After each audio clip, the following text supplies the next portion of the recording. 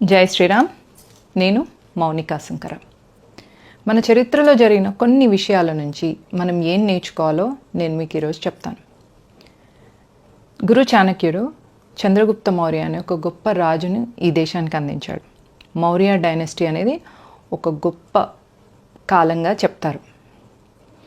అలా గ్రీక్ దేశంతో మన రాజులు అంటే చంద్రగుప్త మౌర్య కొన్ని టైప్స్ పెట్టుకున్నప్పుడు ఆ గ్రీక్ రాజకుమార్తె అయిన హెలెన్ని చంద్రగుప్తుడు ప్రేమిస్తాడు.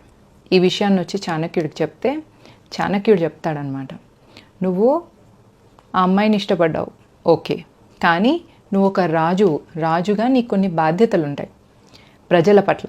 కాబట్టి నువ్వు ముందు నీ మేనమామ కూతుర్ని అయిన దుర్ధరాన్ని పెళ్లి చేసుకొని ఆమె ద్వారా నువ్వు ఒక సంతానాన్ని అంటే వారసుని ఈ రాజ్యానికి ఇచ్చిన తర్వాత అప్పుడు నువ్వు కావాలంటే హెలెన్ని పెళ్లి చేసుకోవచ్చు అని చెప్పాడు. చాణక్యుడు ఎందుకు అలా చెప్పాడు?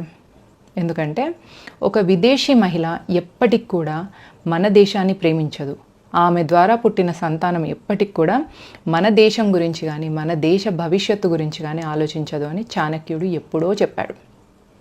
మరి అట్లాంటిది మనము 2004 నుంచి 2014 వరకు ఇటలీ దేశస్తురాల చేతిలో మన దేశాన్ని పెట్టాం. కాబట్టే మన్మోహన్ సింగ్ గారిని పప్పెట్లాగా ఆడించి ఆయనతోని ఒక ఇంటర్నేషనల్ మీడియాలో ఈ దేశ వనరులన్నిటి మీద మొదటి హక్కు ముస్లింలకు ఉంది అని చెప్పిపించింది.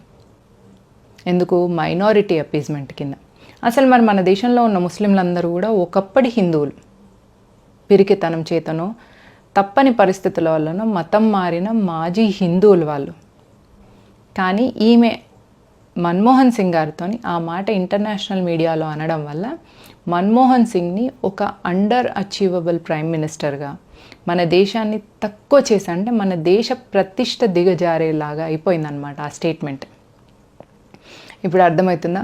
నేను 8 సంవత్సరాలు అమెరికాలో ఉన్నా, కానీ నేను నా దేశంతో కనెక్టెడ్ ఉన్నా, ఈ సంస్కృతితోని రూటెడ్గా ఉన్నా. అలాగే ఆమె కూడా ఎన్ని సంవత్సరాలు ఈ దేశంలో ఉన్నా ఆమె ఇటలీ క్రిస్టియన్గానే ఉంటుంది. ఈ విషయాన్ని అర్థం చేసుకోకుండా మనం 10 సంవత్సరాలు మన దేశాన్ని ఆమె చేతిలో పెట్టాం. ఎందుకు విదేశీ వాళ్ళ చేతిలో పెట్టొద్దు అంటే దేశ భద్రత కానీ దేశ ప్రతిష్ట కానీ దేశభక్తి కానీ విదేశీయులకు ఎప్పటికీ ఉండదు. అది చాణక్యుడు చెప్పాడు. దాన్ని మనం మర్చిపోయాం. అందుకనే ఇప్పుడు ఆ ఇటలీ మాత బిడ్డకు మీరు మద్దతు ఇస్తారా, లేక భరతమాత ముద్దు బిడ్డ అయిన నరేంద్ర మోదీకి మద్దతు ఇస్తారా? ఆలోచించుకోండి. జై హింద్, జై భారత్.